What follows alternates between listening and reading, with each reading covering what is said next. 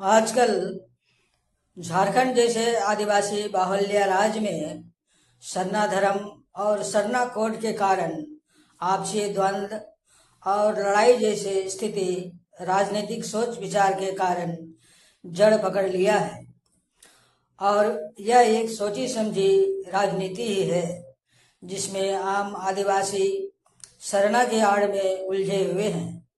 इसलिए मैंने 70-80 वर्ष की आयु वाले पूर्व पहाड़ों से विचार विमर्श कर यह वीडियो बनाया है कि असल में पहले सरना क्या था और किसे कहा जाता था। अतः सच कहा जाए तो सरना धर्म आदिवासियों के पूजा स्थान से संबंधित है और यह जीवन जीने की एक कला तथा पद्धति मात्र है। सरना में घर के चूल्हा, बैल, पेड़, खेत, खलिहान, चांद और सूरज सहित संपूर्ण प्रतीकों का पूजन होता है। सरना में पेड़ काटने के पूर्व पेड़ से क्षमा याचना की जाती है। गाय, बैल, बकरियों को जीवन की भागीदारी होने के लिए धन्यवाद दिया जाता है।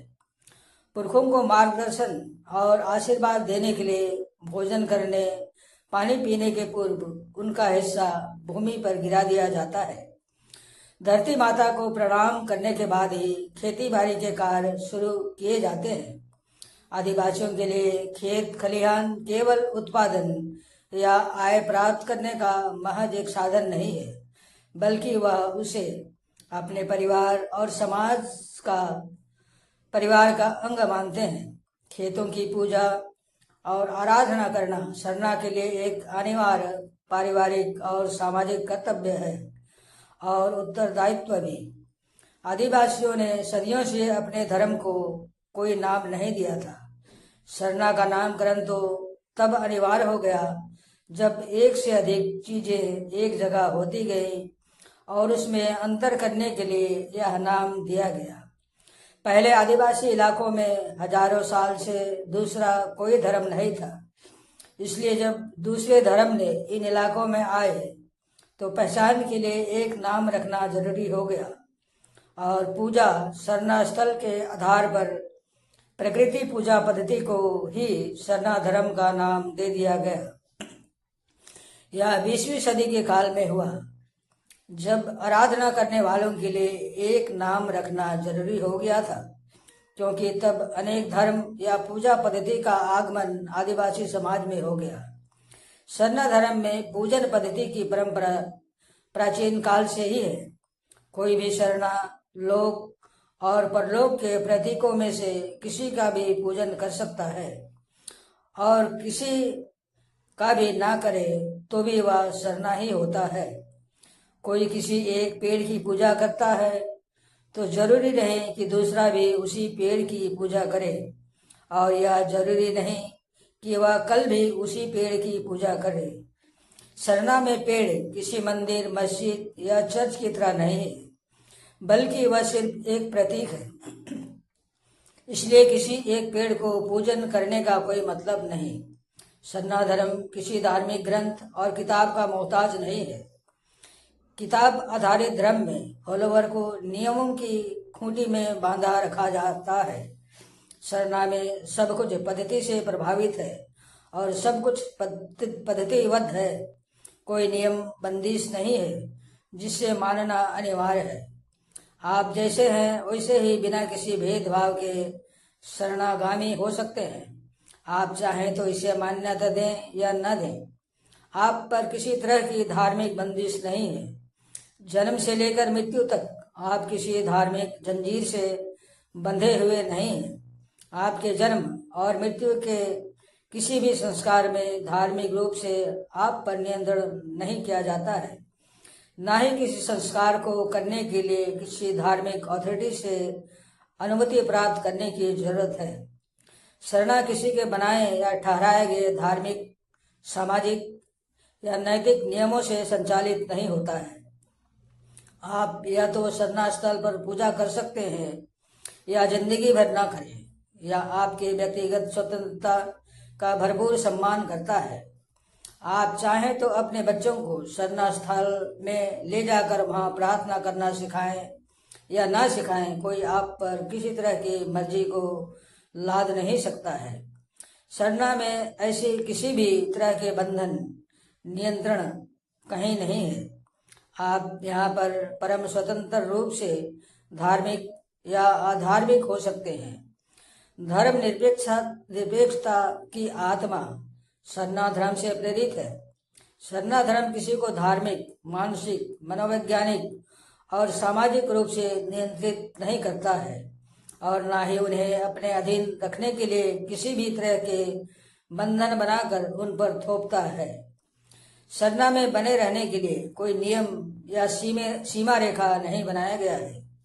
सरना में रहने के लिए किसी जाति में जन्म लेने की जरूरत नहीं है।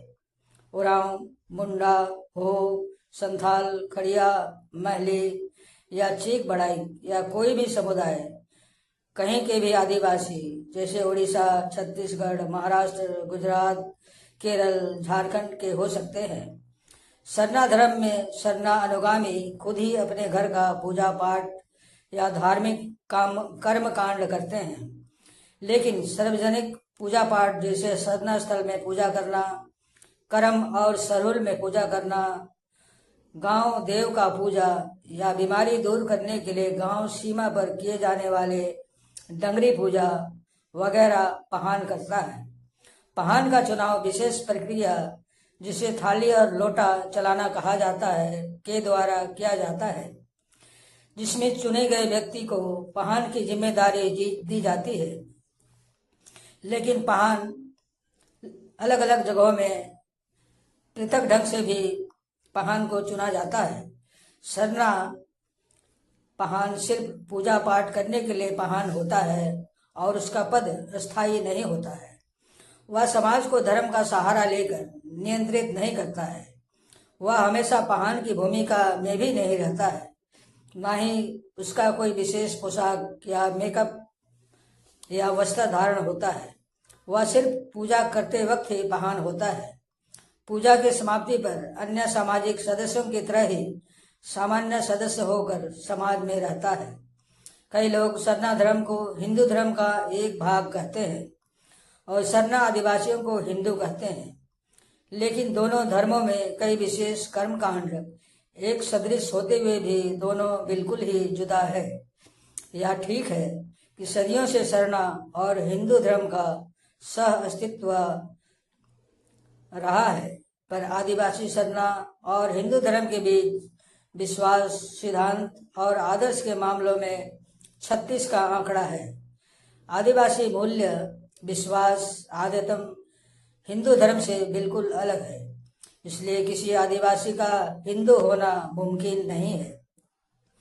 किसी समुदाय या मानव को नीच और अन्याय का पात्र समझने के धार्मिक नियम, परंपरा और लोक व्यवहार सरना समाज में मौजूद नहीं है। सरना समाज में जातिवाद और सामंतवाद दोनों ही नहीं है। यहाँ सिर्फ समुदाय है जो ना तो किसी दूसरे समुदाय से ऊंच है ना नीच है। ईसाई धर्म का आदिवासियों के बीच प्रचार धार्मिक सिद्धांत नहीं रहा है, बल्कि उसे शिक्षा और सेवा के रूप में किया गया है। यदि धार्मिक सिद्धांत के माध्यम से ईसाईयत का प्रचार किया जाता तो वह आदिवासी सोच विचार और अवधारणा के विपरीत होने के कारण स्वीकार्य नहीं होता, लेकिन शिक्षा और स्वास्थ्य की आवश्यकता ने इसे स्वीकार्यता दिलाया है। सरना धर्म में विचार चिंतन की स्वतंत्रता है। सरना वालों को किसी कट्टर सिद्धांतों को मानने का कोई भी प्रतिबंध नहीं है, न ही नए विचारधारा पर चिंतन करने की मनाही है।